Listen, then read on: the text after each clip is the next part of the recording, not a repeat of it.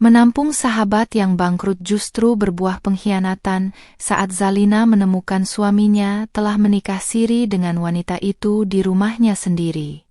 Tak perlu air mata, Zalina menyiapkan kejutan ulang tahun pernikahan yang menjadi kado kehancuran bagi karir dan harga diri mereka malam itu juga. Siapkah mereka menghadapi pembalasan istri yang selama ini mereka anggap remeh? Asal mana nih yang nonton? Coba tulis di komentar ya. Jangan lupa subscribe Cerita Dulu. Aku masih ingat dengan jelas sore itu, saat mentari hampir tenggelam di ufuk barat, Mita datang ke rumahku dengan koper besar dan wajah yang hancur berantakan karena air mata. Sebagai sahabat sejak bangku kuliah, hatiku langsung terenyuh melihat kondisinya yang mengaku baru saja diusir dari kontrakan, karena bisnis cateringnya bangkrut total dan ia tak punya lagi tempat untuk berteduh. Tanpa ragu sedikit pun, aku memeluknya erat, menawarkan bahu untuk bersandar, dan dengan tulus mengajaknya tinggal di paviliun belakang rumahku, agar ia bisa menata kembali hidupnya yang hancur. Penampilanku sore itu mungkin tampak sempurna bagi siapapun yang melihat. Aku mengenakan gamis slim fit berwarna mocha yang menonjolkan lekuk tubuhku yang sering dibilang banyak orang sebagai body goals, dipadukan dengan pashmina sutra yang melilit rapi di kepalaku. Di usiaku yang baru menginjak 25 tahun, aku merasa hidupku sudah sangat lengkap dengan suami yang mapan dan rumah yang mewah, sehingga berbagi sedikit ruang untuk sahabat bukanlah hal yang berat. Aku hanya ingin menjadi istri yang syalihah dan sahabat yang baik, tanpa menyadari bahwa niat tulusku ini adalah awal dari kehancuran rumah tangga yang selama ini kujaga dengan penuh cinta. Reno, suamiku yang tampan dan sukses sebagai eksekutif muda, awalnya tampak ragu dan sedikit keberatan saat aku menyampaikan rencana untuk menampung Mita di paviliun belakang. Ia beralasan bahwa privasi kami akan terganggu, namun aku terus meyakinkannya dengan segala argumen tentang kemanusiaan dan indahnya menolong sesama, terutama teman dekat sendiri. Akhirnya, dengan rahang yang tampak mengeras namun sorot mata yang sulit kubaca, Reno mengangguk setuju dan membiarkanku membantu Mita memindahkan barang-barangnya ke area belakang rumah kami. Hari-hari pertama berjalan dengan sangat normal. Bahkan aku merasa senang karena ada teman bicara saat Reno sedang sibuk bekerja di kantor hingga larut malam. Mita selalu tampil sangat sopan, mengenakan hijab jersey yang sederhana dan selalu menawarkan diri untuk membantuku memasak atau sekadar merapikan taman depan, seolah tahu diri akan posisinya yang menumpang hidup. Aku sering memuji ketabahannya dan memberikannya beberapa baju layak pakai serta uang saku tambahan, karena aku benar-benar ingin ia segera bangkit dari keterpurukannya tanpa merasa rendah diri. Namun, setelah 1 bulan berlalu, aku mulai merasakan ada sesuatu yang janggal setiap kali Reno pulang ke rumah dengan alasan lelah dan ingin langsung beristirahat di ruang kerjanya yang menghadap ke arah paviliun. Beberapa kali aku memergoki Reno berdiri di balkon lantai 2, menatap ke arah area belakang rumah dengan tatapan yang sangat dalam dan penuh rahasia, bukan tatapan dingin seperti biasanya. Saat kutanya apa yang sedang ia pikirkan, Reno hanya menjawab dengan singkat bahwa ia sedang memikirkan pekerjaan kantor yang menumpuk, namun instingku sebagai seorang istri mulai membisikkan sesuatu yang tidak enak. Keanehan itu semakin menjadi-jadi ketika aku mendapati Mita yang biasanya pendiam, kini mulai sering berdandan meskipun hanya berada di lingkungan rumah dan sering menggunakan parfum dengan aroma yang sangat menyengat. Suatu malam, aku melihatnya sedang menjemur pakaian di area belakang dengan pakaian yang menurutku terlalu ketat untuk ukuran seorang tamu yang sedang berduka, namun aku segera menepis pikiran negatif itu. Aku mencoba berpikir positif bahwa mungkin Mita mulai menemukan kembali kepercayaan dirinya dan ingin tampil lebih baik demi kesehatan mentalnya sendiri setelah mengalami kebangkrutan. Puncaknya adalah ketika aku secara tidak sengaja menemukan struk belanja perhiasan emas di saku celana Reno yang hendak kucuci, sebuah kalung dengan inisial yang sama sekali bukan namaku. Jantungku berdegup kencang saat melihat angka yang tertera di sana, sebuah nominal yang cukup besar untuk sebuah kado yang bahkan tidak pernah ia berikan kepadaku dalam beberapa bulan terakhir. Aku mencoba mencari kalung itu di laci kamarnya, di mobil, bahkan di tas kerjanya, namun benda itu tidak pernah kutemukan, seolah-olah memang tidak pernah ditujukan untukku. Kecurigaanku menuntun langkahku untuk lebih memperhatikan interaksi antara suamiku dan sahabatku secara diam-diam, tanpa mereka sadari sedikit pun bahwa aku sedang mengintai. Aku mulai memasang beberapa aplikasi penyadap di ponsel Reno saat ia sedang mandi, sebuah tindakan yang sebelumnya tidak pernah terpikirkan olehku karena aku sangat mempercayainya. Ternyata, firasat seorang istri memang jarang meleset, dan apa yang aku temukan di dalam folder tersembunyi ponselnya membuat duniaku serasa runtuh seketika dan membuat napasku terasa sesak. Ada sebuah foto yang menunjukkan Reno dan Mita sedang duduk berdampingan di sebuah ruangan yang tampak seperti kantor urusan agama atau rumah seorang ustadz, lengkap dengan buku nikah di tangan mereka. Tanganku gemetar hebat saat membaca pesan-pesan mesra yang mereka kirimkan satu sama lain, membicarakan tentang betapa indahnya pernikahan siri mereka yang dilakukan hanya seminggu setelah Mita tinggal di sini. Mereka tertawa di belakangku, menghina kepolosanku yang dengan bodohnya memberi mereka ruang untuk berzina secara halal di bawah atap yang aku beli dengan tetesan keringatku sendiri. Rasa sakit yang luar biasa itu tiba-tiba berubah menjadi dingin yang membekukan, mematikan semua rasa empati dan kasih sayang yang pernah ada di dalam hatiku untuk mereka berdua. Aku berdiri di depan cermin, menatap wajahku yang cantik namun kini penuh dengan dendam yang membara, dan berjanji pada diriku sendiri tidak akan ada air mata yang tumpah secara sia-sia. Aku akan menyiapkan sebuah kejutan besar untuk ulang tahun pernikahan kami yang tinggal seminggu lagi, sebuah kado spesial yang akan membuat Reno dan Mita menyesal karena pernah menganggapku sebagai istri bodoh yang bisa mereka injak-injak. Aku keluar dari kamar dengan senyum yang paling manis, meskipun di dalam dada, jantungku berdegup kencang menahan amarah yang hampir meledak ke permukaan. Aku melihat Mita sedang duduk di ruang makan, menyesap teh hangat dengan gaya yang sangat tenang, seolah dia adalah nyonya rumah yang sesungguhnya di sini. Aku memperhatikannya dari kejauhan, bagaimana dia sekarang tampak lebih bercahaya, kulitnya lebih terawat, dan kerudungnya tertata lebih gaya dibanding saat pertama kali dia datang mengemis perlindungan padaku. Sungguh akting yang luar biasa. Dia bisa memainkan peran sebagai korban dengan sangat sempurna di depanku, sementara di belakangku dia adalah pencuri yang rakus. Zalina, kamu baru bangun?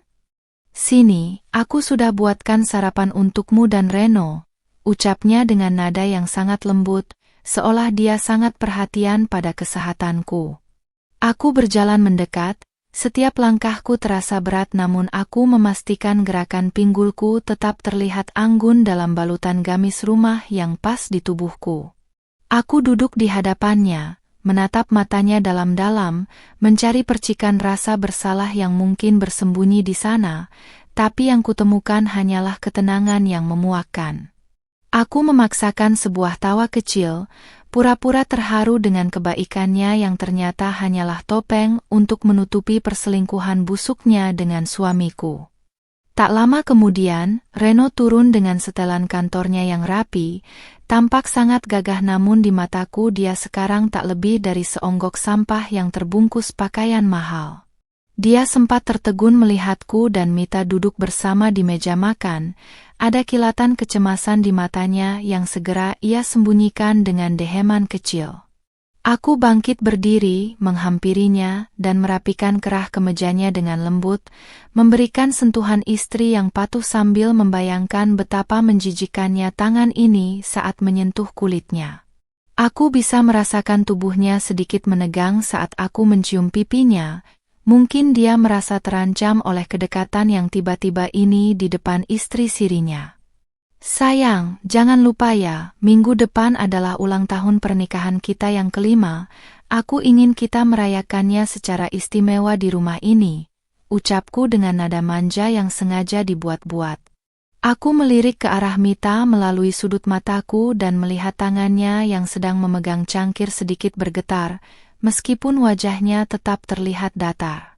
Reno mengangguk cepat, mencoba mengalihkan pembicaraan dengan menanyakan jadwal rapatnya hari ini, seolah-olah hari penting kami adalah beban yang ingin segera dia lupakan.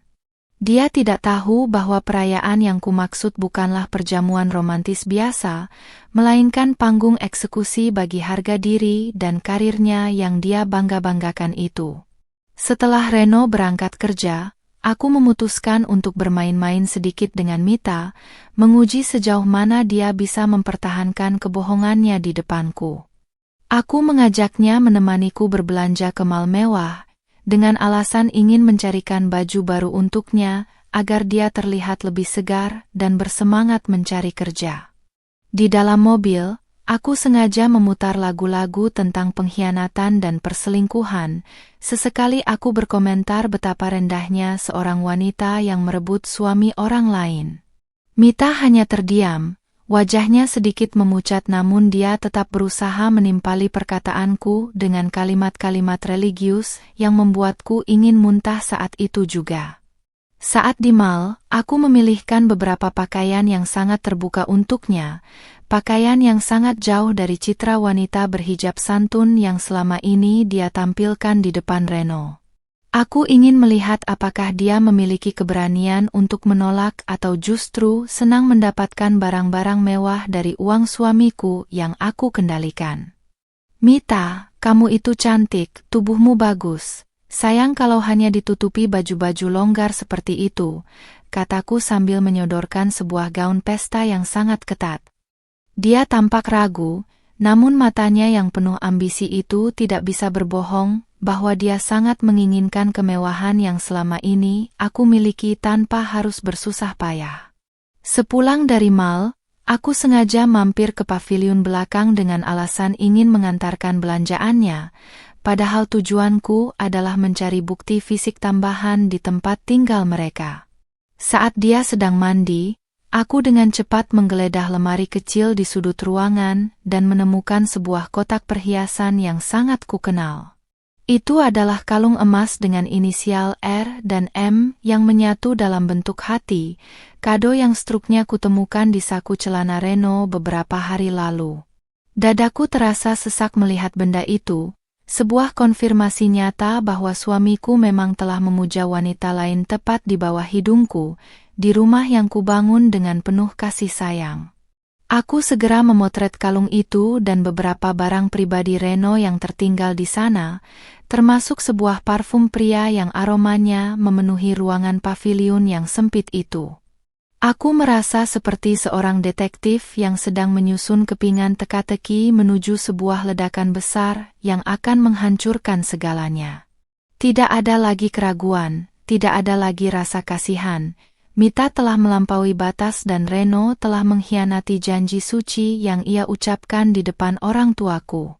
Aku menyimpan semua foto itu dalam folder terenkripsi di ponselku yang kuberi nama kado spesial, sebagai bahan bakar untuk rencanaku yang akan segera matang.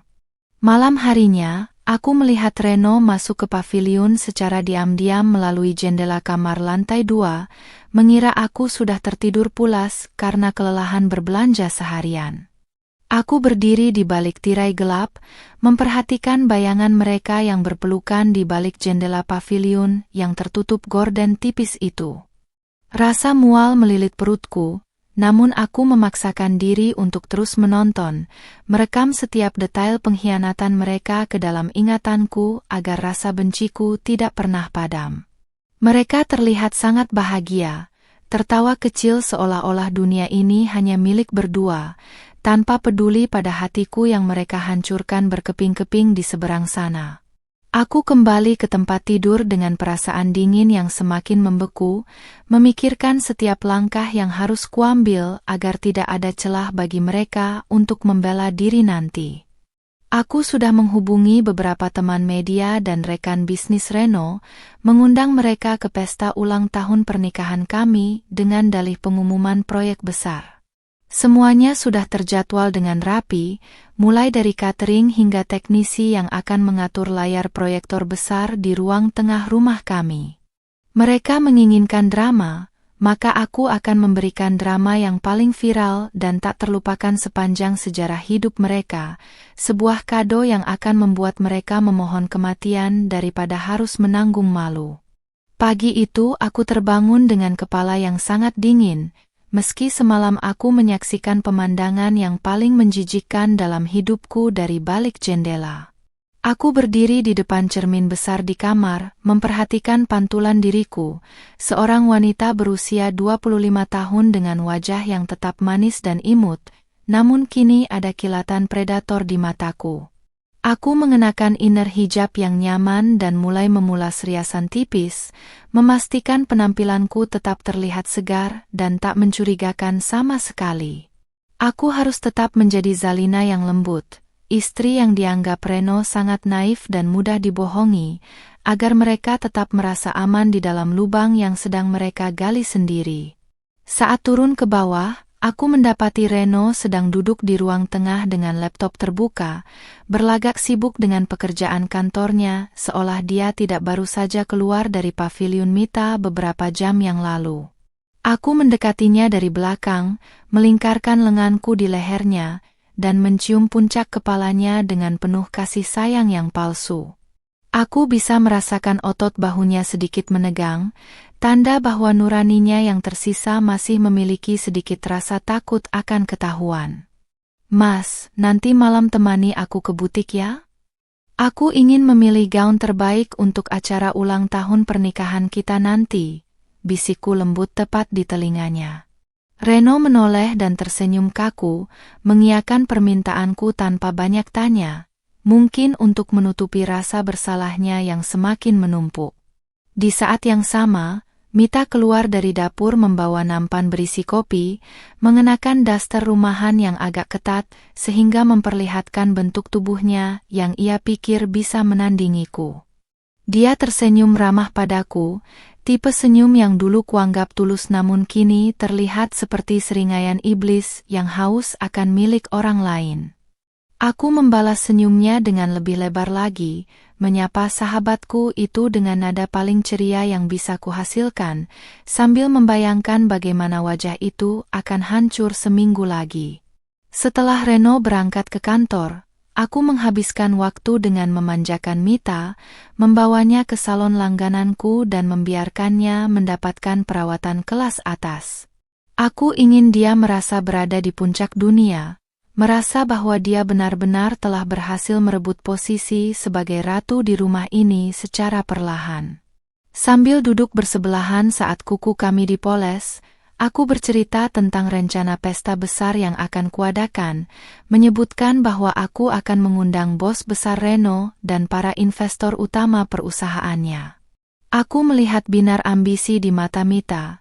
Dia pasti berpikir ini adalah kesempatan baginya untuk mulai diperkenalkan sebagai bagian penting dari hidup Reno di masa depan. "Kamu harus tampil sangat cantik malam itu, Mita. Aku sudah menyiapkan sebuah kejutan yang tidak hanya untuk Reno, tapi juga untukmu sebagai ucapan terima kasih karena sudah menemaniku selama ini," kataku dengan nada penuh teka-teki. Mita hanya tersipu malu, berpura-pura rendah hati sambil berkata bahwa dia cukup menjadi penonton saja di balik layar paviliun. Aku hampir tertawa terbahak-bahak mendengar kemunafikannya yang begitu kental, betapa dia merasa sangat cerdik bisa menyembunyikan pernikahan sirinya dariku. Dia tidak tahu bahwa setiap rupiah yang kugunakan untuk memanjakannya hari ini adalah biaya administrasi untuk panggung kehancurannya sendiri. Sore harinya, aku diam-diam menghubungi seorang detektif swasta yang sudah kupesan untuk memantau aktivitas perbankan Reno dan pergerakan mereka di luar rumah. Aku butuh bukti transfer rutin yang dikirimkan Reno ke rekening Mita, karena aku tahu suamiku itu pasti memberikan uang belanja bulanan untuk istri sirinya tersebut. Tak butuh waktu lama, detektif itu mengirimkan data digital yang sangat memuaskan. Reno telah memindahkan sebagian aset perusahaan untuk membelikan Mita sebuah apartemen atas nama pribadi yang akan diserah terimakan bulan depan. Emosiku mendidih, namun aku segera menenangkannya dengan membayangkan wajah para investor saat melihat data penggelapan dana ini nanti. Aku kemudian pergi ke butik langgananku sendirian, memilih sebuah gaun pesta yang luar biasa mewah dengan detail yang menonjolkan kecantikan dan bentuk tubuhku secara elegan. Gaun itu berwarna merah marun gelap, melambangkan keberanian dan darah, sangat kontras dengan hijab sutra hitam yang akan kukenakan nanti. Di depan cermin butik, aku membayangkan diriku berdiri di tengah panggung pesta, sementara Reno dan Mita terjepit di sudut ruangan tanpa jalan keluar. Aku bukan lagi Zalina yang lemah. Aku adalah sutradara dari drama nyata yang akan segera tayang secara perdana di depan seluruh relasi bisnis suamiku. Malam kembali datang, dan suasana rumah terasa semakin mencekam bagiku, meski bagi mereka mungkin terasa seperti surga tersembunyi yang penuh gairah.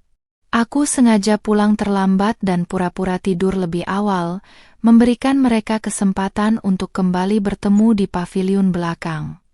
Melalui kamera tersembunyi berukuran mikroskopis yang telah kupasang di sudut plafon paviliun saat Mita di salon tadi, aku melihat semuanya melalui layar ponselku di bawah selimut.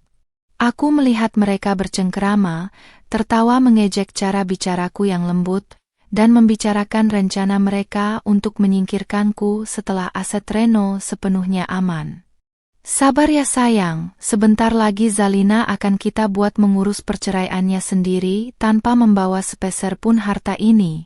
Kudengar suara Reno yang begitu dingin di rekaman itu. Mita membalasnya dengan pelukan manja, memuji kehebatan Reno yang bisa menduakan istrinya di rumah sendiri tanpa tertangkap basah sama sekali. Kata-kata itu seperti pisau yang mengiris sisa-sisa hatiku yang paling dalam, menghapus segala keraguan yang mungkin sempat muncul untuk mengampuni mereka. Mereka bukan hanya mengkhianati pernikahan, tapi mereka berencana merampas hidupku dan menjadikanku gelandangan di tanahku sendiri. Aku mematikan layar ponsel dengan tangan yang mantap, tidak ada lagi gemetar, tidak ada lagi rasa sesak yang menghimpit dada. Aku menarik napas panjang, menghirup udara malam yang terasa dingin namun menyegarkan, sambil menghitung hari yang tersisa menuju malam penghakiman. Persiapan hampir 100% selesai. Undangan digital sudah terkirim, bukti-bukti sudah tersusun rapi dalam bentuk slide presentasi, dan mentalitasku sudah sekeras baja. Tidurlah yang nyenyak malam ini, Reno dan Mita, karena minggu depan kalian akan merindukan saat-saat di mana kalian hanya sekadar numpang hidup di rumahku. Pagi ini aku sengaja menyiapkan sarapan yang lebih mewah dari biasanya, dengan menu favorit Reno yang selalu ia puji setiap kali aku memasaknya. Aku mengenakan setelan rumah yang sedikit lebih berani, sebuah gaun panjang berbahan satin yang memeluk lekuk tubuhku dengan sempurna namun tetap terlihat sopan dengan hijab instan yang elegan.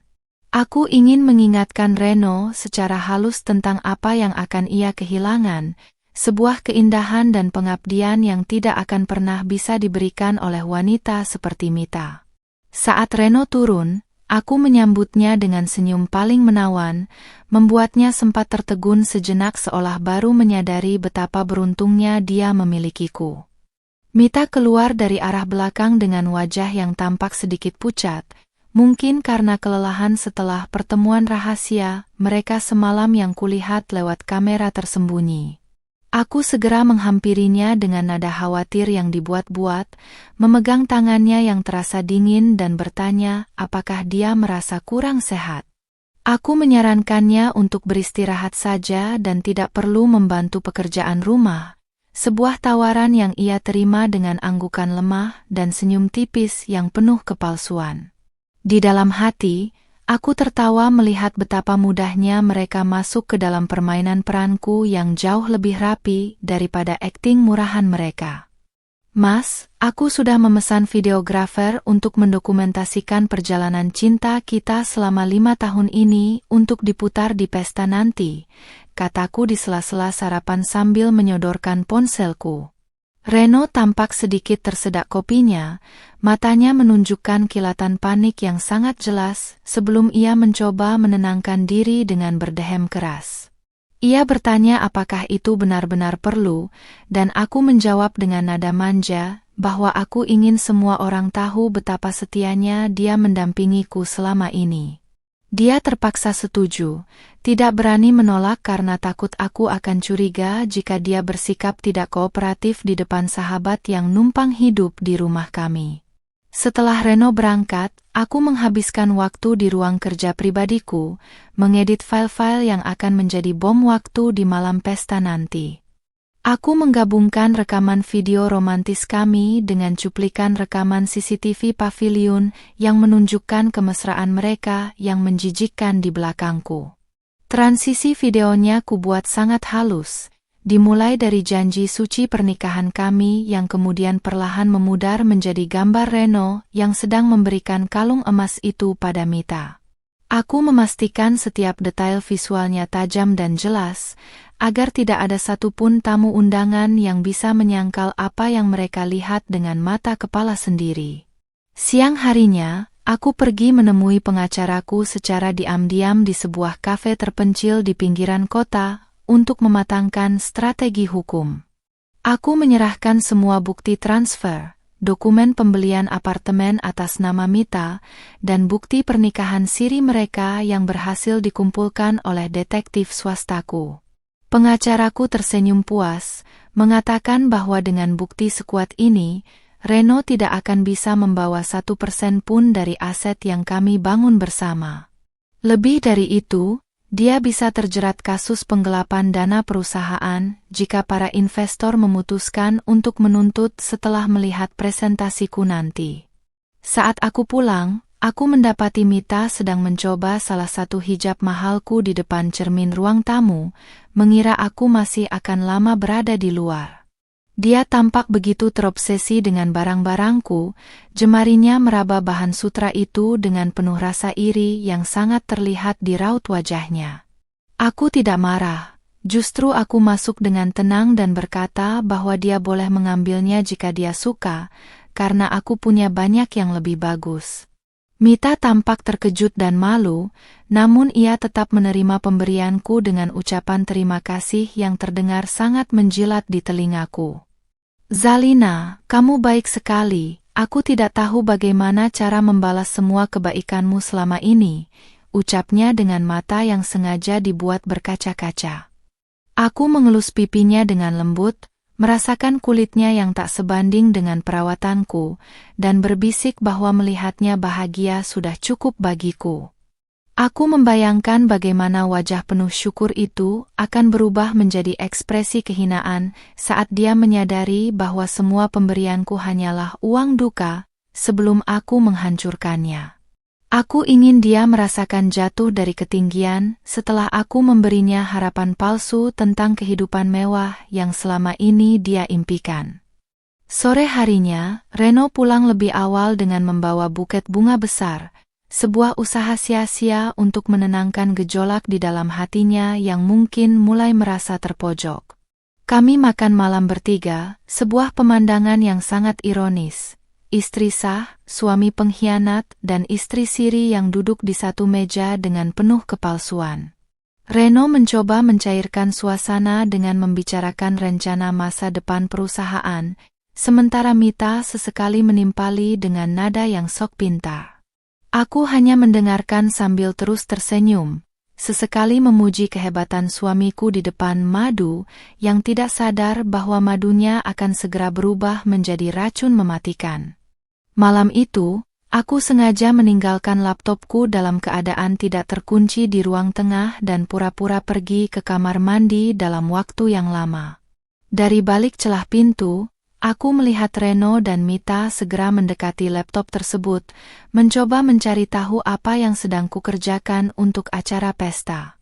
Namun, mereka hanya menemukan folder berisi foto-foto lama kami yang sangat romantis, sengaja kusiapkan sebagai umpan agar mereka merasa aman dan tidak curiga. Aku melihat mereka saling berpandangan dan tertawa kecil, mengejekku yang mereka anggap sebagai wanita melankolis yang tidak tahu apa-apa tentang kenyataan di paviliun belakang. Aku kembali ke kamar dengan perasaan puas yang luar biasa, menyadari bahwa mereka benar-benar telah memakan umpan yang kuberikan secara mentah-mentah. Kepercayaan diri mereka yang berlebihan adalah sekutu terbaikku dalam menjalankan rencana ini, hingga mencapai garis finish yang sempurna. Aku berbaring di tempat tidur, menatap langit-langit kamar dengan pikiran yang sudah terbang ke malam perayaan yang tinggal 3 hari lagi. Segala sesuatu telah berada di tempatnya, jaring-jaringku sudah menutup rapat, dan kini aku hanya perlu menunggu saat yang tepat untuk menarik talinya dan melihat mereka meronta dalam kehancuran. 3 hari menjelang acara puncak, kesibukan di rumah semakin meningkat dengan datangnya beberapa vendor dekorasi yang mulai memasang tenda eksklusif di halaman samping. Aku mengawasi setiap detailnya dengan sangat teliti, memastikan pencahayaan di area panggung utama sangat terang dan terfokus pada layar proyektor besar yang telah kusewa. Aku mengenakan pakaian santai namun tetap elegan, sebuah tunik dress yang mempertegas siluet tubuhku, membuat beberapa pekerja sesekali mencuri pandang karena kagum akan kecantikanku yang tetap bersinar di tengah kesibukan. Di sudut taman, aku melihat Mita memperhatikan dari balik jendela paviliun dengan tatapan penuh ambisi, seolah ia sedang membayangkan dirinya yang menjadi nyonya rumah di pesta itu. Reno pulang dengan wajah yang tampak lebih tegang dari biasanya, karena aku sengaja mengirimkan undangan digital kepada seluruh direksi di kantornya, termasuk para pemegang saham utama. Ia masuk ke kamar kami dengan langkah terburu-buru, menanyakan mengapa aku harus mengundang orang-orang sepenting itu, hanya untuk acara ulang tahun pernikahan yang ia anggap bersifat pribadi. Aku menjawabnya dengan nada yang sangat polos dan penuh kekaguman, mengatakan bahwa aku ingin semua orang melihat betapa suksesnya suamiku dalam menjaga keharmonisan rumah tangga sekaligus karirnya. Reno tidak bisa membantah. Ia hanya bisa terdiam dengan dahi berkerut, terjebak dalam citra pria sempurna yang selama ini ia bangun dengan penuh kepalsuan. Aku kemudian menghampiri Mita di paviliun, membawakannya sebuah kotak besar berisi gaun pesta yang sangat indah, berwarna putih gading dengan payet yang berkilauan. Ini untukmu, Mita. Aku ingin kamu tampil paling cantik malam itu. Bahkan kalau bisa, kamu harus terlihat seperti bintang utama di sampingku, kataku sambil tersenyum tulus yang mematikan. Mita tampak sangat terkejut sekaligus girang. Ia memeluk gaun itu dengan erat seolah-olah itu adalah tiket emasnya menuju kasta sosial yang lebih tinggi. Ia tidak sadar bahwa warna putih yang kupilihkan adalah simbol kain kafan bagi reputasinya yang akan segera mati di depan ratusan pasang mata yang akan hadir. Sore itu, aku sengaja mengatur pertemuan dengan seorang penata rias terkenal untuk mendandani kami berdua saat malam pesta tiba. Saat kami sedang melakukan uji coba riasan, aku sengaja memuji kecantikan Mita di depan sang penata rias, mengatakan bahwa Mita sudah seperti saudara kandungku sendiri yang telah banyak berkorban. Mita hanya tersenyum malu-malu, sesekali ia melirik ke arah Reno yang lewat dan memberikan kode rahasia melalui tatapan mata yang penuh nafsu. Aku merekam momen itu melalui pantulan cermin dengan kamera ponselku, menambahkan satu lagi bukti kecil tentang betapa beraninya mereka bermain api di depanku yang mereka anggap buta. Malam harinya, aku duduk di ruang kerja sambil memastikan semua dokumen digital telah terunggah ke dalam sistem cloud yang aman, agar tidak bisa dihapus jika Reno mencoba mengotak-atik laptopku lagi. Aku juga menyiapkan sebuah pidato singkat yang terdengar sangat menyentuh hati, penuh dengan kata-kata cinta dan kesetiaan yang akan membuat semua orang merasa iri pada hubungan kami. Namun, di balik kata-kata indah itu, Aku telah menyisipkan kalimat-kalimat bersandi yang hanya akan dimengerti saat video pengkhianatan mereka mulai diputar. Setiap bait pidatoku adalah pemicu ledakan yang akan meruntuhkan martabat mereka dalam hitungan detik. Reno masuk ke ruang kerja dengan membawa segelas susu hangat, sebuah gestur yang sangat jarang ia lakukan selama setahun terakhir ini. Ia mencoba bersikap manis, mungkin ingin merayuku agar aku membatalkan kehadiran beberapa tamu penting, atau sekadar ingin memastikan aku tidak mencurigai apapun. Aku meminum susu itu sambil menatap matanya dalam-dalam, berpura-pura terhanyut dalam perhatiannya yang palsu, sementara di kepalaku aku sedang menghitung mundur jam kehancurannya. Bau parfum Mita masih tercium samar di kemejanya, sebuah aroma pengkhianatan yang semakin memperkuat tekadku untuk tidak memberinya ampun sedikit pun. Mas, apakah kamu benar-benar mencintaiku lebih dari apapun di dunia ini?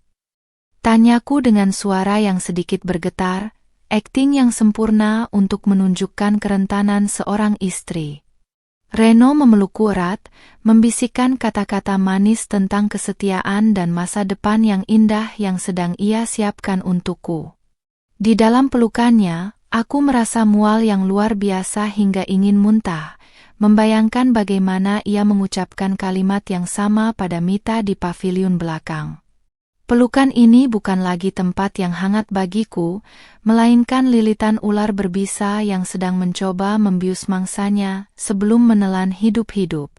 Keesokan harinya, aku pergi ke bank untuk memindahkan seluruh isi brankas perhiasan dan dokumen berharga milik pribadiku ke tempat penyimpanan yang lebih aman di luar kota.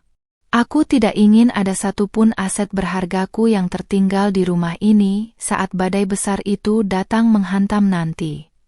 Aku juga mulai menginstruksikan asisten pribadiku untuk menyiapkan mobil jemputan bagi orang tuaku agar mereka tidak perlu menyaksikan drama ini secara langsung jika suasananya menjadi terlalu kacau. Aku ingin melindungi orang-orang yang kucintai dari serpihan kehancuran yang akan kusebarkan untuk Reno dan Mita. Saat aku kembali ke rumah, aku mendapati Reno dan Mita sedang berbisik-bisik di dapur, tampak sangat serius membicarakan sesuatu yang membuat mereka sesekali tertawa kecil. Aku bersembunyi di balik pilar, mendengarkan mereka merencanakan perjalanan liburan ke luar negeri bersama setelah acara pesta ini selesai dengan menggunakan uang perusahaan yang digelapkan Reno. Mereka merasa sangat cerdas, merasa telah berhasil mengelabui sistem dan perasaanku secara bersamaan dengan sangat rapi. Aku tersenyum tipis, membiarkan mereka menikmati mimpi indah itu untuk terakhir kalinya sebelum aku mengubahnya menjadi mimpi buruk yang abadi. Malam itu adalah malam terakhir sebelum pesta, dan aku menghabiskannya dengan berdiri di balkon, menatap paviliun belakang yang lampunya masih menyala terang. Aku merasa sangat tenang. Sebuah ketenangan yang menakutkan bahkan bagi diriku sendiri, karena aku tahu besok hidupku akan berubah total. Tidak akan ada lagi Zalina yang naif, tidak akan ada lagi numpang hidup bagi mereka yang tidak tahu diri, dan tidak akan ada lagi pengampunan. Aku menarik napas dalam, membiarkan udara dingin malam meresap ke dalam pori-poriku, dan berbisik pelan pada kegelapan, "Selamat datang di malam penghakiman kalian." Pagi di hari yang kutunggu akhirnya tiba, membawa udara yang terasa lebih tajam dan mendebarkan dari biasanya. Aku terbangun sebelum alarm berbunyi, menatap langit-langit kamar mewah ini untuk terakhir kalinya dengan status sebagai istri yang tidak tahu apa-apa. Aku bangkit dan menuju cermin, menyentuh wajahku yang masih terlihat sangat muda dan segar meski beban dendam menumpuk di pundakku. Hari ini, setiap gerakan, setiap kata, dan setiap senyuman harus diperhitungkan dengan presisi militer, karena kesalahan kecil saja bisa merusak seluruh rencana besar yang telah kususun selama berminggu-minggu ini. Aku turun ke ruang tengah dan mendapati suasana rumah sudah sangat riuh dengan aktivitas para kru event organizer yang melakukan pengecekan terakhir pada sistem suara dan layar raksasa. Aku mengenakan setelan olahraga yang pas di tubuh, memperlihatkan bentuk tubuhku yang tetap terjaga meski dalam tekanan mental yang hebat, membuat beberapa staf menunduk hormat saat aku lewat. Aku memberikan instruksi terakhir kepada teknisi IT tentang urutan slide yang harus diputar, memastikan file kado spesial sudah terkunci di urutan paling akhir namun paling berdampak. Mereka mengangguk patuh, sama sekali tidak menyangka bahwa mereka sedang membantu memasang sumbu ledak bagi karir majikan mereka sendiri. Reno keluar dari kamar dengan wajah yang tampak pucat dan kurang tidur, mungkin bayang-bayang kegiatannya semalam bersama Mita atau ketakutannya akan tamu-tamu besar yang akan hadir mulai menghantuinya. Ia mencoba menyapaku dengan nada ceria yang sangat dipaksakan, memuji betapa cantiknya aku pagi ini meski belum mengenakan riasan pesta. Aku membalasnya dengan pelukan yang terasa dingin di kulitku, membisikkan bahwa malam ini akan menjadi malam yang paling tak terlupakan dalam hidupnya. Dia hanya tersenyum kaku, tidak menyadari bahwa kata-kataku adalah nubuat tentang kehancurannya yang sudah di depan mata. Sementara itu, Mita tampak sibuk di pavilion. Aku bisa mendengar suara tawa genitnya dari kejauhan saat ia berbicara di telepon, kemungkinan besar sedang memamerkan gaun putih pemberianku kepada salah satu temannya. Aku menghampirinya sebentar untuk memberikan sepatu hak tinggi bermerek yang sangat mahal, sengaja agar dia merasa benar-benar setara denganku malam ini. Mita menerimanya dengan mata berbinar-binar. Ia bahkan sempat memelukku dan menyebutku sebagai kakak terbaik yang pernah ia miliki.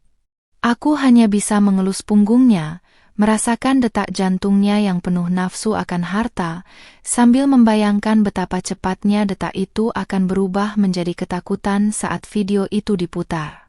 Siang harinya, aku menerima pesan singkat dari detektif swastaku bahwa semua tamu undangan VIP, termasuk para pemegang saham utama perusahaan Reno, telah mengonfirmasi kehadiran mereka. Bahkan, beberapa awak media gaya hidup yang kukenal juga akan datang karena aku menjanjikan sebuah eksklusivitas yang akan menjadi berita besar di seluruh negeri. Reno sempat bertanya mengapa ada jurnalis yang datang, dan aku menjawab bahwa kesuksesan perusahaannya layak mendapatkan sorotan nasional sebagai inspirasi bagi pasangan muda lainnya. Reno yang haus akan pengakuan dan validasi sosial akhirnya luluh. Ia justru mulai merasa bangga dan tidak sabar untuk pamer di depan kamera. Aku masuk ke ruang rias pribadi saat jam menunjukkan pukul 4 sore, memulai proses transformasi visual yang sangat krusial untuk drama malam ini.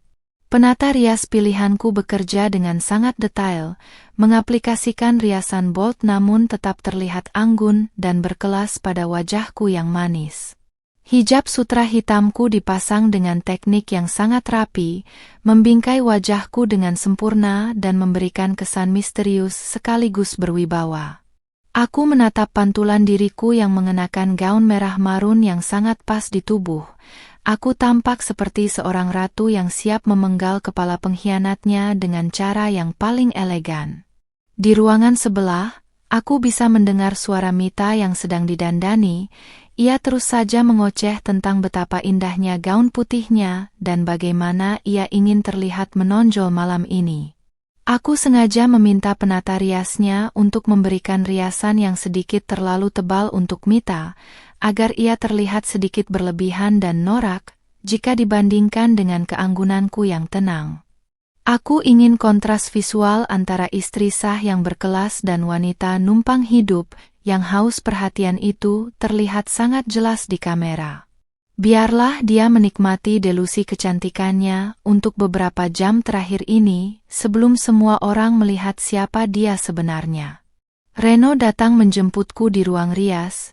Ia tampak gagah dengan setelan tuxedo pesanan khusus, namun di mataku ia tetap terlihat seperti pengecut yang bersembunyi di balik kain mahal. Saat ia menggandeng tanganku, aku bisa merasakan telapak tangannya sedikit berkeringat, sebuah tanda kegugupan yang tidak bisa ia sembunyikan sepenuhnya. Kami berjalan menuju aula utama rumah yang kini telah disulap menjadi ruang pesta megah dengan lampu kristal yang berkelap-kelip. Para tamu mulai berdatangan, suara obrolan ringan dan denting gelas mulai memenuhi ruangan, menciptakan atmosfer kemewahan yang sangat kontras dengan dendam yang tersimpan di hatiku.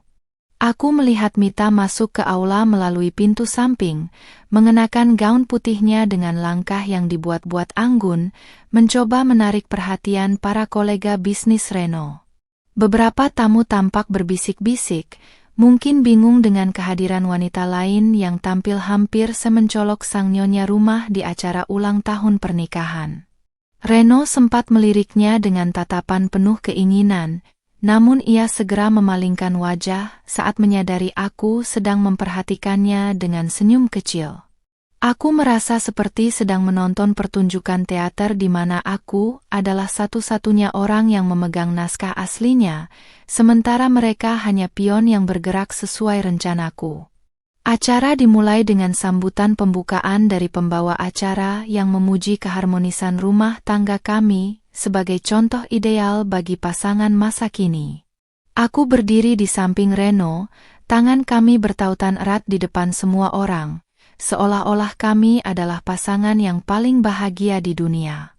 Lampu ruangan mulai diredupkan, dan pembawa acara mengumumkan bahwa akan ada penayangan video perjalanan cinta kami selama 5 tahun terakhir.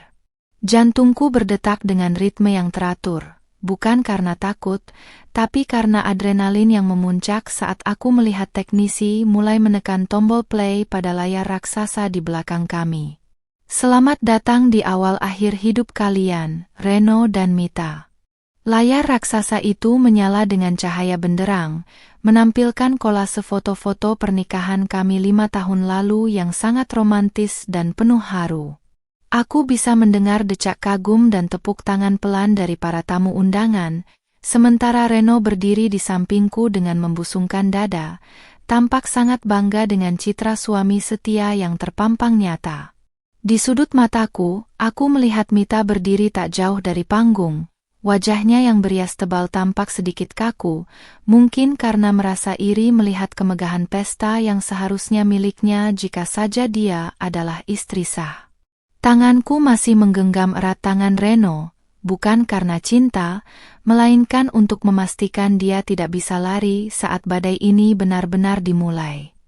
Paragraf demi paragraf dalam narasi video itu mulai dibacakan oleh pengisi suara yang sangat profesional, menceritakan bagaimana kami membangun karir dari nol hingga mencapai puncak kesuksesan seperti sekarang.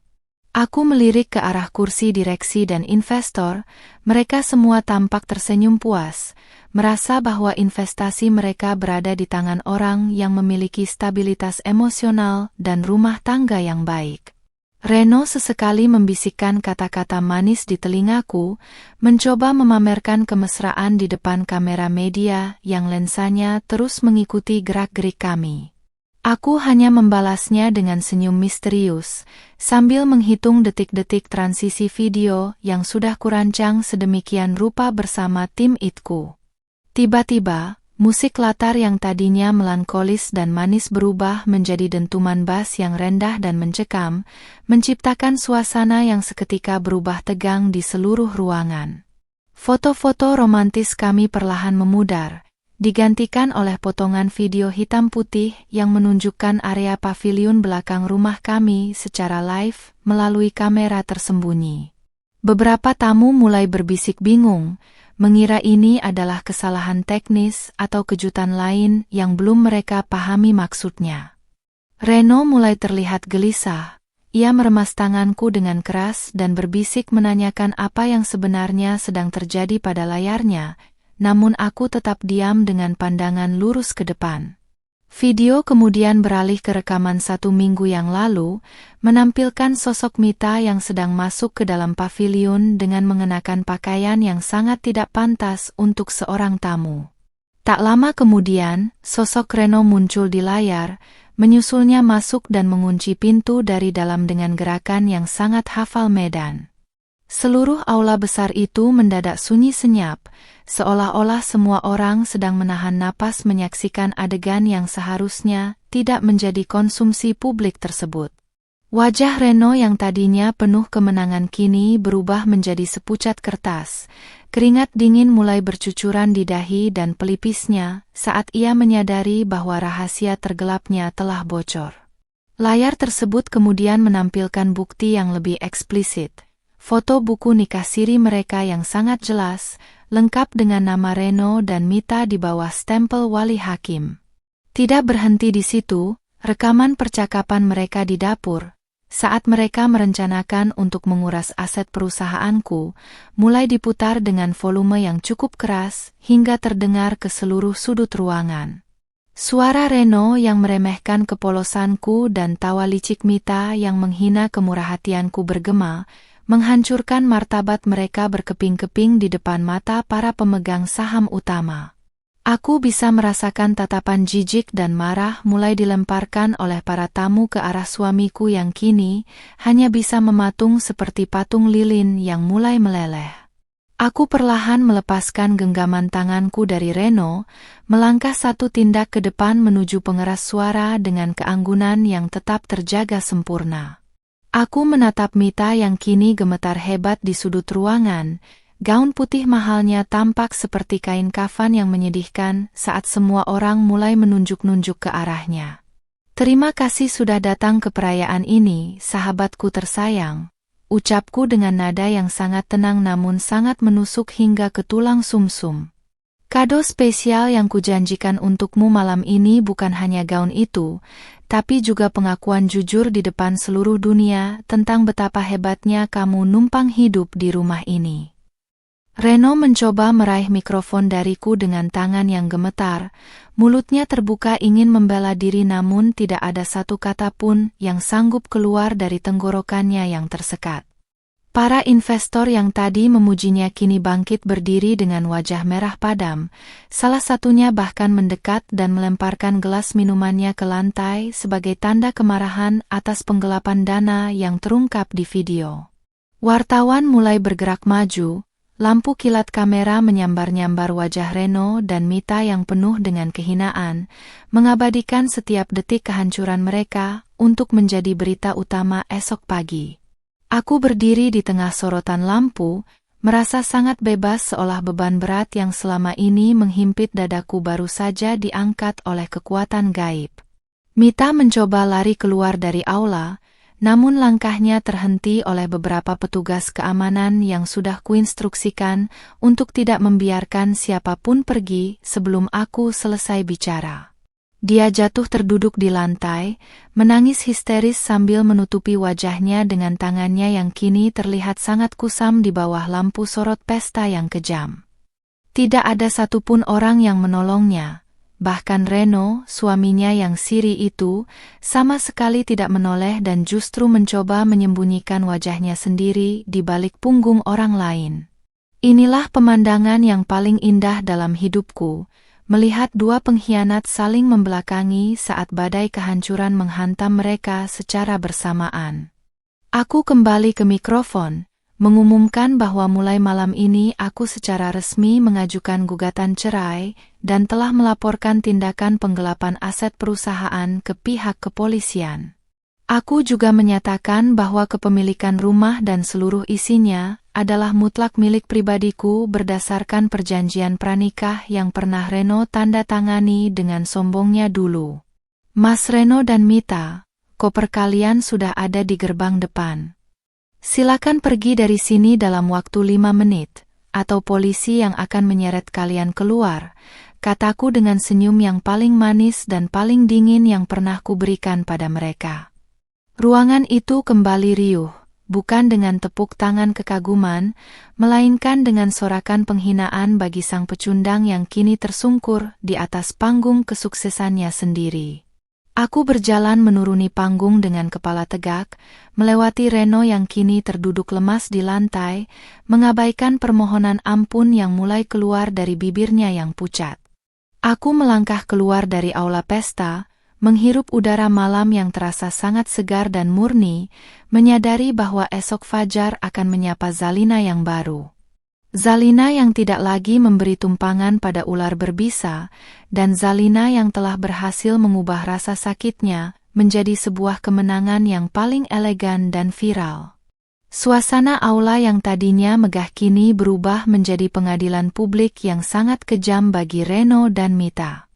Aku berdiri di dekat pintu keluar, memperhatikan dengan saksama bagaimana para kolega bisnis yang selama ini menjilat Reno kini justru melemparkan kata-kata hinaan yang paling tajam. Petugas kepolisian yang memang sudah kupanggil secara diam-diam mulai merangsek masuk, memecah kerumunan tamu yang masih sibuk mengambil foto dan video kejadian memalukan tersebut. Reno hanya bisa tertunduk lesu saat borgol besi melingkar di pergelangan tangannya, simbol berakhirnya kekuasaan semu yang selama ini ia banggakan dari hasil menipu istrinya sendiri. Mita, yang masih tersungkur dengan gaun putihnya yang kini kotor terkena tumpahan minuman, mencoba merangkak ke arahku sambil terus memohon ampun dengan suara serak. Ia mencoba memegang ujung gaun merah marunku, namun aku segera mundur selangkah agar tangan kotornya tidak menodai kain mahal yang kukenakan. Zalina, tolong aku hanya hilaf, Reno yang memaksaku. Teriaknya dengan wajah yang penuh lunturan maskara hitam, menciptakan pemandangan yang sangat kontras dengan citra polos yang ia bangun selama ini. Aku hanya menatapnya dari atas ke bawah dengan tatapan kosong, merasa jijik melihat bagaimana seorang sahabat bisa berubah menjadi parasit yang begitu hina saat tertangkap basah. Beberapa awak media mencoba mendekatiku untuk meminta pernyataan, namun asisten pribadiku dengan sigap menghalau mereka agar aku tetap memiliki ruang untuk bernapas. Aku hanya memberikan satu pernyataan singkat bahwa hukum akan mengambil perannya dan aku tidak akan memberikan celah sedikit pun untuk mediasi atau perdamaian. Reno sempat menoleh ke arahku saat ia diseret menuju mobil polisi, matanya menyiratkan kemarahan sekaligus keputusasaan yang sangat dalam, seolah ia baru sadar bahwa wanita yang ia anggap imut dan penurut ini bisa menjadi malaikat maut bagi karirnya. Aku membalas tatapannya dengan senyum kemenangan yang tipis, memastikan itu adalah gambaran terakhir tentang diriku yang akan ia ingat di balik jeruji besi nanti. Setelah polisi membawa mereka pergi, aku meminta pembawa acara untuk secara resmi membubarkan pesta, meskipun banyak tamu yang masih ingin bertahan untuk sekadar bergosip. Aku berjalan masuk ke dalam rumah yang kini terasa sangat luas dan kosong, namun untuk pertama kalinya dalam setahun terakhir, aku merasa benar-benar aman. Bau parfum Mita yang biasanya tercium di lorong pavilion kini seolah lenyap, digantikan oleh aroma pembersih ruangan yang segar dan menenangkan. Aku naik ke lantai 2, menuju balkon kamar utama untuk melihat koper-koper mereka yang sudah dilemparkan petugas keamanan ke pinggir jalan di depan gerbang mewah kami. Di bawah lampu jalan yang temaram, aku melihat koper besar Mita yang dulu kubantu angkat saat ia datang mengemis perlindungan, kini tergeletak begitu saja di atas aspal yang dingin. Tak ada lagi tempat bagi mereka di bawah atap ini, tak ada lagi ruang untuk pengkhianatan yang dibungkus dengan alasan numpang hidup atau pernikahan siri yang dipaksakan. Aku tahu berita ini akan meledak di media sosial besok pagi, mengingat banyaknya tamu undangan yang menyebarkan rekaman video tersebut secara real-time. Namaku mungkin akan menjadi pembicaraan. Namun aku lebih suka dikenal sebagai istri yang tegas daripada istri yang bodoh dan terus-menerus dikelabui. Aku masuk ke ruang kerja Reno, membuka laci meja yang selama ini selalu ia kunci rapat dan kini sudah dibongkar oleh tim pengacaraku sebagai bagian dari pengumpulan bukti. Di sana, aku menemukan beberapa lembar foto hasil USG atas nama Mita yang menunjukkan usia kehamilan 2 bulan, sebuah bukti lain yang sengaja ia sembunyikan untuk menekan Reno agar segera menceraikanku. Tanganku sedikit bergetar, bukan karena sedih, melainkan karena rasa syukur yang luar biasa karena aku berhasil menghancurkan mereka sebelum rencana busuk mereka benar-benar matang. Jadi itu alasan mereka begitu terburu-buru ingin menguasai asetku. Mereka ingin membangun sarang baru di atas bangkai kebahagiaanku. Aku kemudian duduk di kursi kebesaran Reno, memutar kursi itu menghadap ke jendela yang menampilkan pemandangan kota di malam hari. Aku mengeluarkan ponselku dan mulai menghapus semua foto kami berdua, satu persatu, tanpa menyisakan satupun kenangan tentang pria yang pernah kucintai itu. Setiap kali tombol hapus kutekan, aku merasa seperti sedang melepaskan rantai yang selama ini mengikat jiwaku dalam kepalsuan rumah tangga yang sempurna. Tidak ada air mata yang jatuh, hanya ada kelegaan yang luar biasa yang mengalir di setiap tetes darahku, seolah-olah aku baru saja memenangkan perang yang mustahil untuk dimenangkan. Esok hari, tim audit perusahaan akan datang untuk memeriksa seluruh laporan keuangan dan memastikan berapa banyak kerugian yang telah disebabkan oleh kelicikan Reno selama ini. Aku sudah menyiapkan diri untuk mengambil alih posisi direktur utama, setidaknya untuk sementara waktu, agar stabilitas perusahaan tetap terjaga di mata para pemegang saham. Aku akan menunjukkan pada dunia bahwa seorang wanita berhijab yang cantik dan manis ini tidak hanya hebat dalam urusan penampilan, tapi juga memiliki otak yang tajam dalam urusan bisnis dan strategi. Inilah awal dari era baru bagi perusahaan dan hidupku, di mana tidak akan ada lagi pria pengecut yang bisa mengatur langkahku. Malam semakin larut, dan aku memutuskan untuk mandi dengan air hangat agar seluruh sisa ketegangan hari ini luruh dari tubuhku. Saat aku melepaskan hijab pashmina sutraku di depan cermin kamar mandi, aku melihat pantulan diriku yang jauh lebih kuat dan berkarakter dari sebelumnya. Kulitku yang putih bersih tampak bersinar di bawah lampu kristal, dan lekuk tubuhku tetap terlihat sempurna. Sebuah aset yang akan terus kujaga untuk masa depanku sendiri. Aku tersenyum pada bayangan di cermin, menyadari bahwa kado spesial yang kuberikan malam itu sebenarnya adalah kado kebebasan untuk diriku sendiri. Aku berbaring di tempat tidur yang kini terasa sangat lega tanpa kehadiran pria yang penuh dengan kebohongan di sampingku. Aku menutup mata dengan pikiran yang tenang, membayangkan betapa viralnya berita malam ini yang akan memberikan pelajaran bagi semua orang tentang harga sebuah kesetiaan. Numpang hidup tapi nikah siri, bisikku pelan sebelum jatuh terlelap dalam tidur yang paling nyenyak yang pernah kurasakan. Esok pagi, dunia akan mengenal Zalina sebagai simbol kekuatan baru, sementara Reno dan Mita hanya akan menjadi sampah sejarah yang akan dilupakan seiring berjalannya waktu. Pagi pertama tanpa Reno dan Mita di rumah ini terasa sangat asing namun sekaligus melegakan, seperti menghirup udara pegunungan setelah sekian lama terjebak di tengah polusi. Aku duduk di meja makan yang luas dengan segelas kopi hitam tanpa gula, menatap layar tablet yang memunculkan ratusan notifikasi berita nasional dan unggahan media sosial.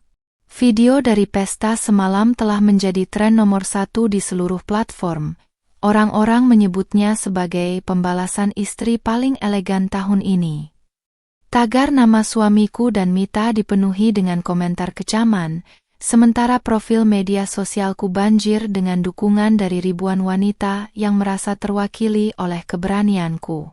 Di tengah sorotan publik, aku tetap menjaga penampilanku agar tetap terlihat profesional namun mempesona sebagai bentuk pernyataan bahwa aku tidak hancur.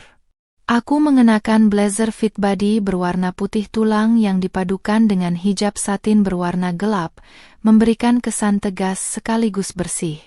Aku tidak ingin terlihat seperti korban yang butuh dikasihani. Aku ingin dunia melihat seorang pemenang yang baru saja membuang sampah pada tempatnya. Saat aku melangkah keluar rumah menuju mobil yang sudah menunggu, para wartawan yang berkumpul di depan gerbang segera menyerbu, namun aku hanya memberikan senyum tipis dan terus berjalan dengan langkah yang pasti. Agenda pertamaku hari ini adalah pertemuan darurat dengan Dewan Komisaris di kantor pusat perusahaan yang selama ini dikelola Reno. Aku memasuki ruang rapat dengan aura kepemimpinan yang belum pernah aku tunjukkan sebelumnya, membuat beberapa staf yang biasanya bersikap meremehkan kini menunduk hormat dengan wajah tegang. Di sana, aku memaparkan secara detail bukti-bukti penggelapan dana yang dilakukan Reno untuk membiayai gaya hidup mewah istri sirinya dan apartemen rahasia mereka. Para komisaris yang tadinya murka karena skandal ini, perlahan mulai luluh melihat kesiapanku dalam mengambil alih kendali dan menyelamatkan stabilitas saham perusahaan. Aku bukan hanya istri yang dikhianati, aku adalah pemegang saham terbesar kedua di sini, dan aku tidak akan membiarkan perusahaan ini hancur karena moralitas satu orang, ucapku dengan suara tenang namun berwibawa di depan rapat. Aku mengajukan rencana restrukturisasi total dan audit menyeluruh terhadap semua proyek yang pernah disentuh oleh Reno tanpa terkecuali. Keputusanku yang cepat dan taktis membuat Dewan Komisaris secara bulat menunjukku sebagai pelaksana tugas Direktur Utama hari itu juga. Inilah momen di mana aku membuktikan bahwa kecantikan dan kelembutan seorang Zalina hanyalah sampul dari sebuah kecerdasan yang mematikan. Siang harinya, pengacaraku menelepon untuk memberikan kabar bahwa Mita terus-menerus memanggil namaku dari balik sel tahanan sementara, memohon untuk bertemu sekali saja. Ia dikabarkan mengalami kontrakan palsu karena stres yang luar biasa setelah kehilangan semua kemewahan yang baru sekejap ia rasakan. Aku hanya tertawa kecil mendengar berita itu, tawa yang dingin dan tanpa empati sedikit pun di dalamnya.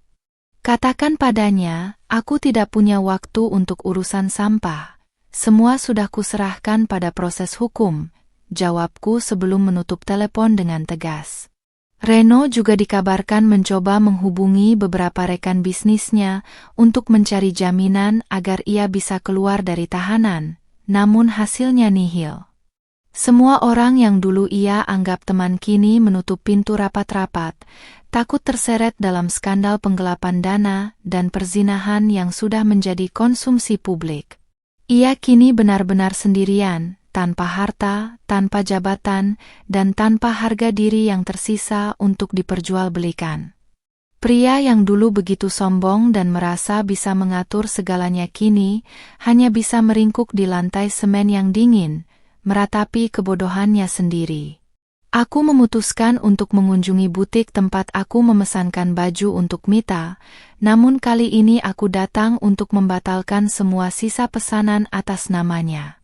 Pemilik butik menyambutku dengan pandangan penuh kekaguman, bahkan ia menawarkan koleksi terbaru mereka secara cuma-cuma sebagai bentuk solidaritas sesama wanita. Aku menolaknya dengan halus dan tetap membayar secara profesional, karena aku tidak ingin berhutang budi pada siapapun dalam proses pembersihan hidupku ini. Aku memilih sebuah gaun malam yang sangat mewah untuk acara gala dinner bisnis minggu depan, memastikan bahwa pesonaku akan tetap menjadi pusat perhatian.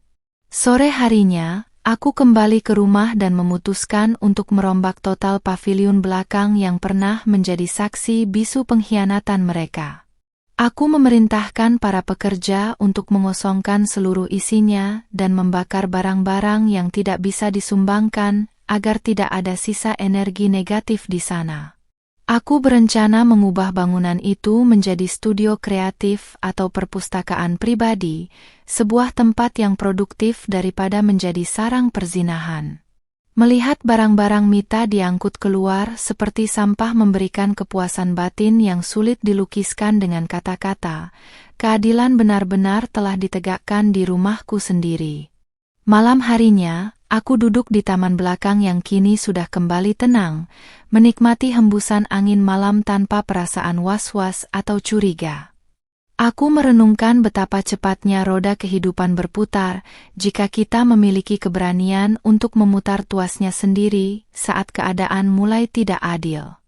Zalina yang dulu mungkin akan memilih menangis dan pasrah, namun Zalina yang sekarang telah lahir dari api pengkhianatan dan menjadi jauh lebih bercahaya. Aku tidak lagi merasa kehilangan seorang suami, melainkan merasa telah menemukan kembali jati diriku yang selama ini terkubur dalam peran sebagai istri penurut. Aku mematikan lampu taman dan berjalan masuk ke dalam rumah dengan perasaan yang sangat damai, siap untuk menghadapi babak baru yang lebih menantang esok hari. Besok adalah hari pertama sidang perceraian perdana, dan aku akan datang dengan penampilan terbaik untuk mengakhiri segalanya secara resmi di depan hukum. Tidak ada lagi keraguan, tidak ada lagi rasa sakit yang tertinggal, hanya ada rencana masa depan yang cerah tanpa ada benalu yang numpang hidup di dalamnya. Aku menutup pintu rumah dengan rapat, menguncinya dengan keyakinan bahwa masa laluku telah terkunci selamanya di balik jeruji besi dan kenangan pahit yang telah kuhancurkan. Hari yang dinantikan untuk sidang perdana perceraian akhirnya tiba di bawah langit Jakarta yang cerah namun terik. Aku keluar dari mobil dengan langkah yang begitu mantap, mengenakan setelan kerja custom made berwarna nude yang sangat pas mengikuti bentuk tubuhku, dipadukan dengan hijab sutra berwarna emas lembut yang memancarkan aura kemewahan. Ratusan lensa kamera wartawan langsung menyambar kehadiranku di depan pengadilan, namun aku tetap berjalan dengan dagu terangkat dan senyum manis yang tenang.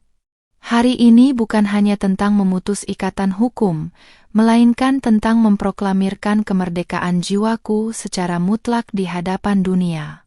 Di ruang tunggu, aku melihat Reno duduk di sudut dengan kawalan petugas, mengenakan kemeja yang tampak kusut dan wajah yang kuyu karena tekanan di dalam sel.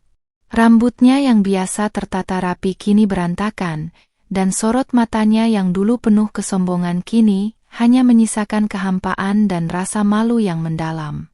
Saat ia mencoba menatapku dengan tatapan memelas, aku sengaja memalingkan wajah dan lebih memilih berbicara dengan pengacaraku mengenai agenda audit perusahaan esok hari. Bagiku, dia hanyalah orang asing yang pernah menumpang hidup di hatiku, dan kini dia sedang menuai badai dari benih pengkhianatan yang ia tanam sendiri.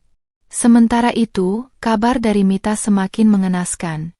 Dia dikabarkan mengalami depresi berat di dalam tahanan wanita, karena semua aset yang ia banggakan ternyata telah disita oleh negara sebagai bukti penggelapan.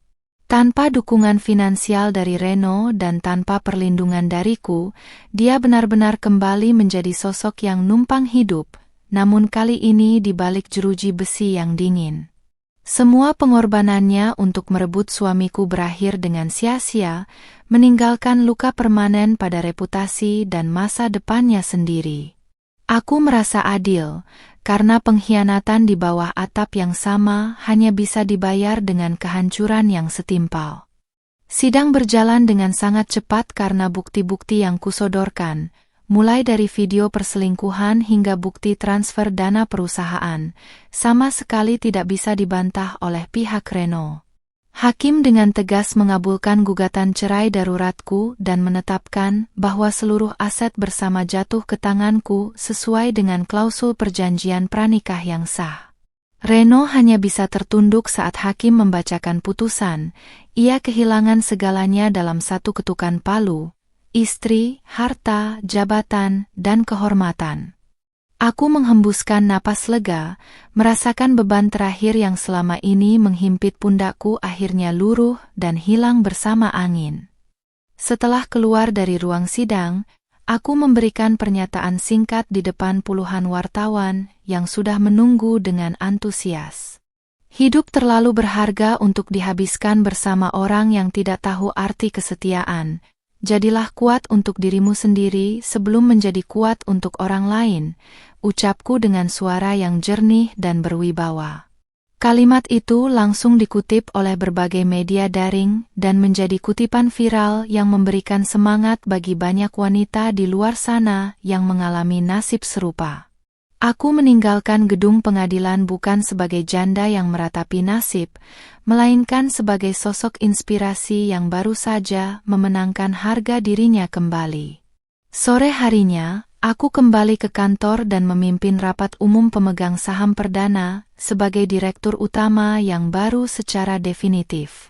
Aku memaparkan visi baru perusahaan yang lebih transparan dan berintegritas, yang disambut dengan tepuk tangan meriah dan kenaikan harga saham yang signifikan di lantai bursa.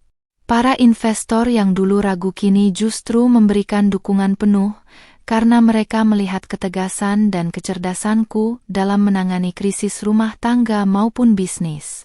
Aku membuktikan bahwa hijab dan paras yang imut bukanlah halangan untuk menjadi pemimpin yang tangguh dan disegani di dunia korporasi yang keras.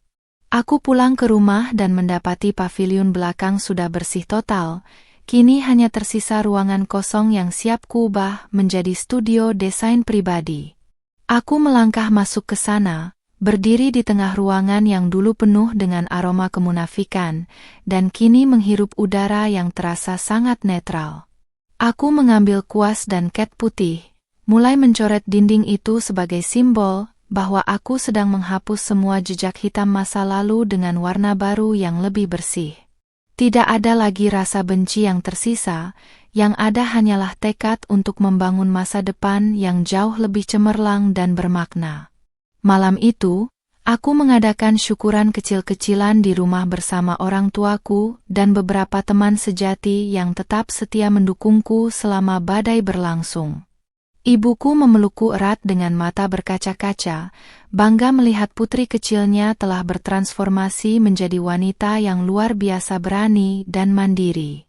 Kami makan malam dengan penuh tawa, sebuah suasana hangat yang sudah sangat lama hilang dari rumah ini sejak kehadiran benalu itu. Aku menyadari bahwa kebahagiaan sejati tidak terletak pada status pernikahan yang tampak sempurna di luar, melainkan pada ketenangan hati dan kejujuran di dalam rumah sendiri. Sebelum tidur, aku berdiri di balkon lantai 2, menatap bintang-bintang di langit Jakarta yang tampak lebih terang dari biasanya malam ini. Aku membuka akun media sosialku dan melihat ribuan pesan masuk yang mendoakan kesuksesanku, sebuah dukungan moral yang sangat menguatkan perasaanku. Aku membalas 1 atau 2 pesan secara acak, memberikan kata-kata penyemangat bagi mereka yang sedang berjuang melawan ketidakadilan dalam hidup. Aku merasa hidupku sekarang memiliki tujuan yang lebih besar daripada sekadar menjadi istri yang patuh. Aku ingin menjadi cahaya bagi mereka yang sedang terjebak dalam kegelapan. Aku mematikan lampu kamar, menyelimuti tubuhku dengan kain sutra yang lembut, dan menutup mata dengan senyuman yang paling tulus. Perjalanan numpang hidup ini telah berakhir, dan kini babak Zalina sang legenda baru saja dimulai dengan penuh kejayaan.